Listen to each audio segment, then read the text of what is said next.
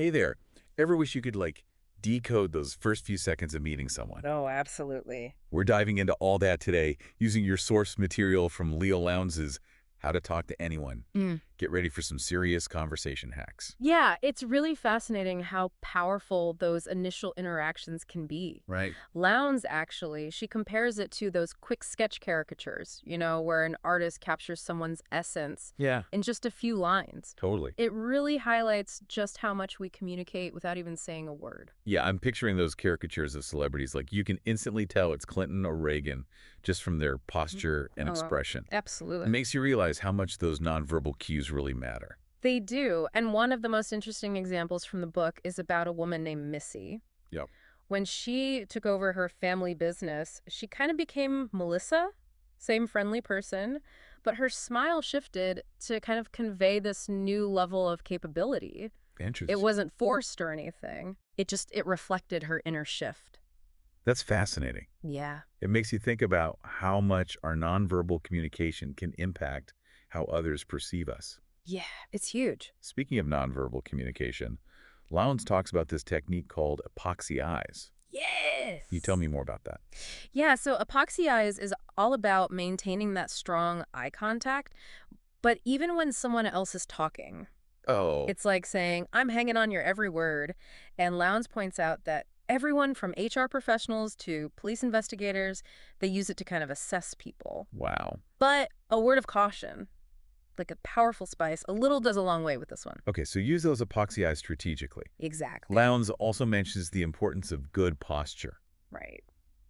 It makes sense. Good posture conveys confidence, Yes, but actually achieving it can be a challenge. you can be, yeah. What are your thoughts on that? Lowndes, she offers a really clever visualization. Imagine that circus iron jaw bit they Mm. use to lift the strong man. Feel it lifting you up, and instantly your posture improves. I like it. And when you combine that with greeting people as if they were old friends, the hello old friend technique, you instantly put people at ease. I love that. It's like pre-programming your body language for success. Exactly. So we've tackled those crucial first impressions. Right. But what happens when the conversation actually starts? Sure. I'm sure you've been in the situations where you're unsure how to keep things flowing. Oh, absolutely. We all have. Right.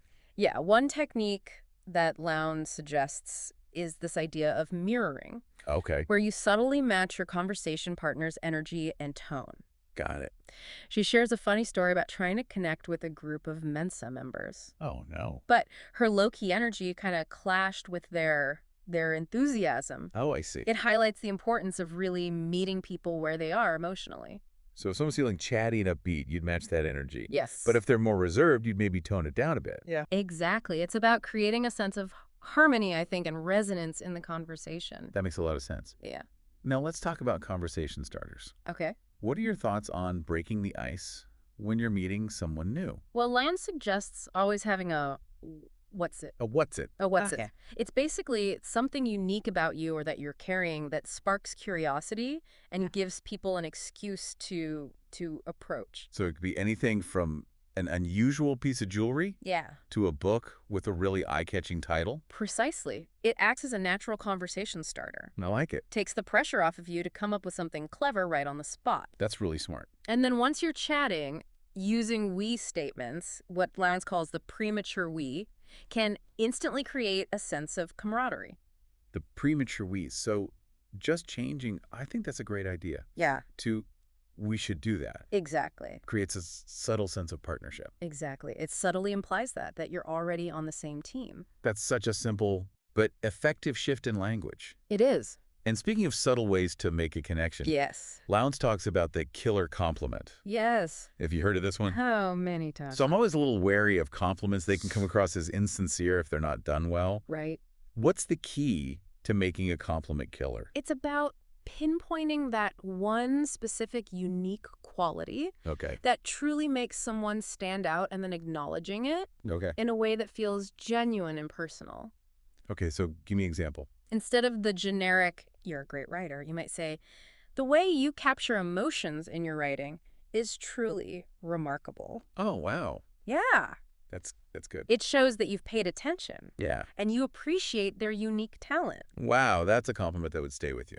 It is, isn't it? For sure. Right. I can see how that level of specificity Yeah. and observation would make someone feel truly seen Yes. and appreciated. It's about going beyond those surface level compliments and really tapping into what makes someone special. This is great. We've covered so much I already, know, right? but I'm eager to hear more. Of course. What other conversational gems does Lounge have in store for us? Well, you know those awkward silences that can crop up in conversations? Oh, tell me about it. Lowndes has a technique for that too. Okay, good. She calls it parroting, and it's all about using your listening skills to keep the conversation flowing. Parroting. Interesting. Okay, I'm intrigued. Yeah. Tell me more about this technique. Okay. How does it work? Well, it's pretty simple, actually. Okay. You just repeat the last few words someone said, but with a curious, kind of questioning tone. Okay. It invites them to elaborate, it makes you seem incredibly attentive, Yeah, and it buys you time to think all at once. that's great. Yeah. So if someone says, like, I had the craziest dream last night, Yeah. instead of just saying, oh, really? Right. I might say, crazy dream. Precisely. And it sounds almost too easy, right? Yeah. But it really works. It keeps the spotlight on them, it encourages them to share more, and you don't have to, like, steer the conversation too much. Right, exactly. Yeah. It's like a subtle way of saying, I'm interested, tell me more, but without Yeah. putting any pressure on them to come up with, like, Yeah. something specific. Exactly. You're just encouraging them to keep going. I like it. And here's a little bonus tip. Okay. If the conversation starts kind of veering into territory you'd rather avoid, Oh, yeah. parroting, an earlier, safer phrase, can kind of subtly guide it back on track. Ooh, that's clever. Okay. It's like a conversational reset button. I like it. Yeah. So we've covered breaking the ice, Right. keeping the conversation flowing. Right. But what about those times, like, let's say you're at a networking event Sure. and you need to, like, move on to another conversation without seeming rude? Right. How do you make an exit gracefully? Lowndes calls this one encore. Encore. Okay, it's about making your exit about them, not you. So you recall a story they've told you before, Got it. maybe even just earlier that night, Okay. and suggest they share it with the group. Ah, There, okay. yeah. So I might say something like, you were telling me about that incredible trip you took, Sarah.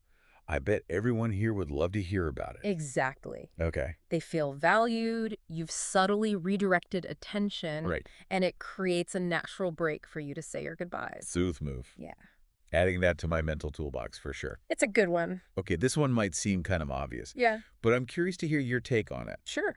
How do you ensure you come across as, like, genuinely positive and engaging, Yeah. even on days when you're not, like, feeling your best? Well, one surprisingly impactful rule is to trash the teasing. Trash the teasing. Even if it's meant to be lighthearted, making jokes at someone else's expense Yeah. can really backfire. Right. Big winners, as Lowndes puts it, understand that making others feel good ultimately uplifts everyone. Resonates, yeah. We've all been on the receiving end of teasing that missed the mark. Absolutely. So focus on uplifting and supporting others. Yes. Okay, got it. Good one. Now, I'm someone who tends to overthink things. Yeah. And get caught up in trying to say, like, the perfect thing. Right. Right. Any advice for someone like me? Embrace clarity and directness. Okay. Lowndes advises to call a spade a spade. Don't hide behind flowery language or euphemisms. Got it. Just be straightforward and genuine in your communication. So cut to the chase. Be clear. Be concise. Be authentic. Exactly. It projects confidence. Yes. Makes you appear more trustworthy, more relatable. Love it. No more beating around the bush. No more beating around the bush. Speaking of direct communication, Yes. how do you recommend navigating those tricky situations where you have to deliver bad news? Right. Or maybe field questions you'd rather not answer? Right. Those conversational minefields, those can be tough. Those can be tough. Right. Absolutely. What are your thoughts? When it comes to bad news, Lowndes, she uses the example of a woman who is going through a very public divorce from her business partner, Okay. and her response to those prying questions, Yeah. we've separated, but the company is unaffected. Short, to the point, Right. and professional. Yes. I can see how that approach would, like, shut down further inquiries. Yes. Without inviting any drama or speculation. Exactly. It's about setting those boundaries. It is. You Acknowledge the situation without dwelling on it, Right. and you shift the focus to what really matters. Brilliant. Now, what about those times when someone's really pushing for information? Right. You're not comfortable sharing. Right. Like, I'm picturing those, like, awkward family gatherings where someone keeps grilling you about your dating life or something. Yes, yes. Right. For those situations, Lowndes suggests what she calls the broken record technique. Okay. The broken record. Yeah, yes. Paint me a picture. Okay. What does that look like in action? So it's simpler than it sounds. You choose a polite but firm phrase, Okay. and you stick to it no matter how many times the question gets rephrased. So if someone keeps asking me about, like, my dating life, Yeah, I would just repeat something like, I'm not really looking to date right now, right. each time they try a new angle. Exactly. And might feel a little repetitive in the moment, Right. but it's a clear signal that the topic is off limits Okay. and you're not going to budge. Yeah, it's like a polite Would- but firm no trespassing sign for those conversational boundaries. Exactly. I like it. It's all about staying in control of the conversation, It is. even when things get a little tricky. It is. This is great stuff. It is. Now, let's talk about, like, connecting with people on a deeper level. Sure. Lowndes introduces this really interesting concept called scramble therapy, Yes. which is all about stepping outside your comfort zone, Right. even just once, to gain, like, conversational currency. Exactly. Okay, scramble therapy. Mhm. I'm intrigued. Tell me more. What is it? How does it work? Scramble therapy. Okay, I'm intrigued.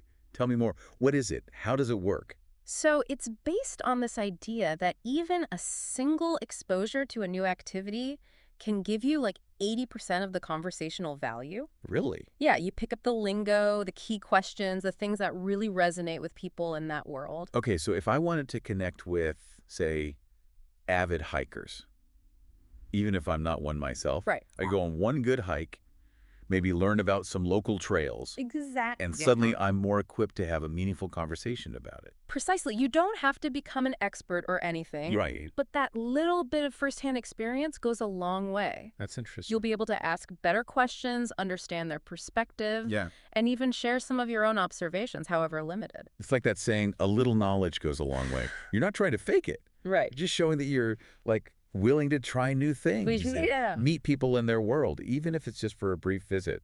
That's a great point. It's not about pretending to be someone you're not. Right. It's about showing that genuine interest Yeah. and making an effort to kind of like bridge those conversational gaps. Now, speaking of bridging gaps, Yes. what about those situations where you're talking to someone who's, like, clearly an expert in their field Right. and you're feeling a bit out of your depth? Yeah. For those situations, Lowndes recommends learning a little gobbledygook. Gobbledygook. And don't worry, you don't need to become fluent in their like professional jargon or anything, Right. but just familiarizing yourself with a few key terms and phrases can make a world of difference. So instead of asking a musician, Right. what kind of music do you play? Yeah. I might ask about their experience, like playing gigs or composing, Frankly. using terms that they're more familiar with. Exactly. It shows you're making an effort to speak their language. Right. Even if it's just a few phrases. Right. It demonstrates that respect for their expertise. Yep. And opens the door for a more kind of engaging conversation. It's like showing up to a potluck with a dish that, like, complements the overall theme. I like that, yeah. You know, you're contributing to the collective experience. I like that analogy. Now, I want to touch on something I think we both find really fascinating, Okay. which is, like, those topics that really make people, like, light up. Yeah. You know, how do we uncover those passions and create those, like, aha moments in conversations? Well, Lowndes calls this one bearing their hot button. Bearing their hot button, okay? Yeah, it's about identifying Okay. and gently pressing those conversational buttons that really spark genuine enthusiasm. Okay. I like where this is going. Yeah. So it's like being a conversational detective, Yes. like looking for clues about what truly makes someone tick. Precisely. It could be something they mention in passing, a hobby they're passionate about, Wow. even a cause they champion. Yeah. The key is to be observant, listen for those cues, and then kind of gently steer the conversation in that direction. So if you discover that someone is, like, an avid gardener, Right.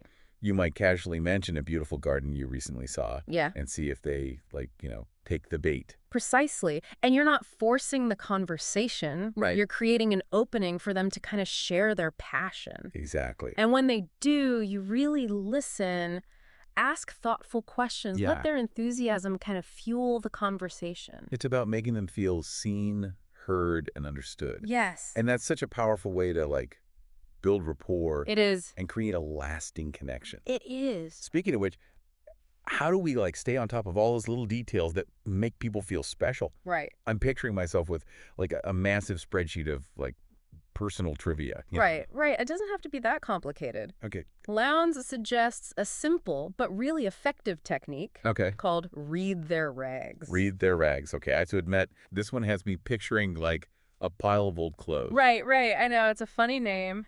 What does that mean in this context? So it's about paying attention to the magazines and publications that, cater to your conversation partner's interests. Okay. And it doesn't mean, like, literally reading their discarded newspapers. Got it. It's more about just, like, tapping into their world. Ah, okay. Yeah. So if I know someone is passionate about, like, architecture, Right. I might browse through Architectural Digest or Dezeen Exactly. to get a sense of, like, the latest trends and conversations happening in that field. Precisely. It gives you some common ground, helps you speak their language, Right. allows you to ask more informed questions. Yeah, it shows that you're, like, you're paying attention. Yeah, it demonstrates a genuine interest. It's like doing your homework before a big presentation, you know? Yeah. You come prepared, engaged, Yes. ready to contribute meaningfully to the conversation. Exactly. And when you combine that preparation with another technique from the book, the swiveling spotlight, the impact can be incredible. The swiveling spotlight. Okay, tell me more. So the swiveling spotlight is about consciously shifting the focus away from yourself Okay. and onto the other person, making them feel like they're the most important person in the room. So it's about being genuinely interested in their story, their perspective, their experiences. Yes, exactly. It's about asking thoughtful questions, listening attentively, Yes. and, like, resisting the urge to dominate the conversation with your own anecdotes. Exactly. It's a simple shift in mindset, Yeah. but it can have such a profound impact on the quality of your interaction. Right, because everyone wants to feel like They do. they're interesting, Of course. that they have something to offer. Exactly. And here's a bonus tip that complements the swiveling spotlight. Okay. It's called echoing. Echoing, all right. And it's about subtly mirroring the language and terminology that your conversation partner uses. Oh, interesting. Yeah, so if they say company, you say company. If they say project, you say project. Got it. It creates a subconscious sense of, like, alignment and understanding. It's like you're speaking their language. Yes. Both, like, literally and figuratively. Exactly. You know? Yes. It's about finding that, like, common ground, that shared vocabulary Yes. that makes communication just flow more effortlessly. Precisely. And when you combine echoing with another powerful technique, anatomically correct empathizers, you really create a recipe for deep, meaningful conversations. Okay. Anatomically correct empathizers. I know, it's a mouthful. This one definitely piqued my curiosity. It's a good one. Break it down for me. What does that mean? So it's about paying attention to the sensory language that people use and then mirroring it back to them. Okay. For instance, someone might say, I see what you mean, while another person might say, that sounds good to me. Got it. Those are little clues into their primary sensory modality. Are they more visual, more auditory, and so on? So if someone uses primarily visual language, Yeah. you'd respond with, like, visual metaphors. Exactly. And if they tend towards more auditory descriptions, you'd kind of match that style. Exactly. You're speaking their sensory language. Yeah. You're subtly telling them, hey, I get you. I understand your unique way of experiencing the world. It's fascinating how those, like, small adjustments in our communication style All right. can make such a big difference. They really can. They really can. And speaking of small adjustments with big impact, let's talk about a technique that can instantly inject warmth and camaraderie into your interactions. Okay. It's called the premature we. The premature we, I'm a little nervous, but tell me more. What is it? How does it work? So it's about strategically using the word we early on in a conversation, Right. even if you've just met. Ugh. So instead of saying, I think that's a great idea, you might say, we should do that sometime. Ah, so it's like you're fast forwarding to that stage of a relationship Ex- where you're already a team working together towards a shared goal, and it's all thanks to that one tiny word, we. Precisely. It subtly implies that you're on the same side, you're in sync. Right. You're already part of a we. It's like a linguistic shortcut to building a connection. It is. I love it. And when it comes to building connections that last, Yes, one of the most powerful things we can do is express genuine appreciation, right? absolutely. But, sometimes those compliments can feel a bit forced Sure. or generic. Right. What are your thoughts on giving compliments that truly land, Yes. that feel heartfelt, Right. not just polite? Well, Lowndes offers a bunch of techniques for this, Okay. and one of my favorites is called grapevine glory. Grapevine glory. I'm intrigued. Tell me more. All right, so it's not about whispering behind someone's back. Okay. Okay, instead of complimenting someone directly, you tell someone else, knowing that it will eventually get back to them. Oh, interesting. So you're strategically leveraging the power of the grapevine. To amplify your message. Exactly. I like it. It feels more authentic, It does. less self-serving Yeah. when it comes from a third party. Right. It's like that saying, Right. the greatest compliment is when someone says something nice about you to someone else. Precisely. It carries more weight because it wasn't solicited. It wasn't Yeah. expected. It feels more genuine. It does. It feels like a genuine reflection of your admiration. This has been amazing. It has been fun. We've covered so much ground today, from those subtle body language cues to the art of the killer compliment. I know, right? If you had to pick just one technique Okay. from everything we've discussed, Yeah. which one do you think has the most potential to transform someone's interactions? Oh, that is a tough one. It is tough. They're all so valuable, Hard. in their own way. Right. But if I had to choose just one, I'd say it's the swiveling spotlight. The swiveling spotlight. I love that choice, Wyatt. The swiveling spotlight. Because I think it represents a really fundamental shift in perspective. Okay. Away from self-promotion Yeah. and towards genuine curiosity and interest in others. Yeah. It's about making the other person feel seen, heard, and valued. And that feeling of being truly seen and valued Yes. is at the heart of every meaningful connection, wouldn't you say? Absolutely. It's the foundation upon which trust, rapport, those lasting relationships are built. Well said. Yeah. And there you have it, a deep dive into the art of talking to anyone, inspired by your source material from LEIL Lowndes. Such a good one. Remember, dear listener, the most important thing is to be authentic Yes.